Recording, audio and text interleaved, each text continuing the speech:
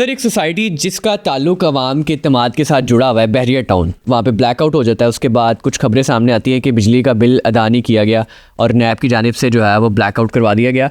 इस बात में कितनी हकीकत है? ब्लैकआउट हुआ तो ज़रूर था, ठीक है, इनके पैसे भी ड्यूज थे क्योंकि बाद में पे भी किए गए। लेकिन उसकी अगर आप बैकग्राउंड देखें तो वो ये है कि एक सोसाइटी है, उसको अगर आप पॉलिटिकली तरीके से रन करेंगे ये चीज़ें तो होंगी ना।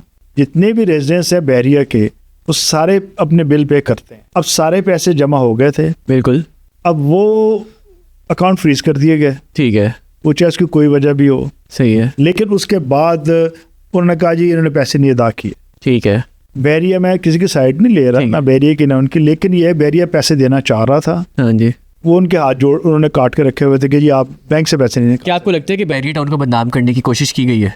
बहरिया के साथ आजकल बहुत मसाइल हैं। उसकी मेन वजह ये है कि जो मलिक रियाज साहब है उनकी जो फ़िलासफ़ी है वो जो वक्त की वक्त गवर्नमेंट चल रही है उनके साथ नहीं मिल रही।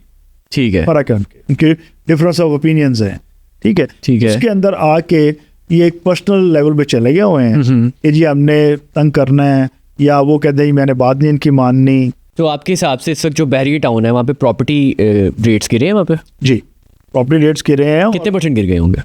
अब ये तो नहीं मैं आपको प्रॉपर्टी सही कह सकता, 25% 25% प्रॉपर्टीज के रेट नीचे गए, लेकिन ये है कि ये सब वक्ती तौर पे है।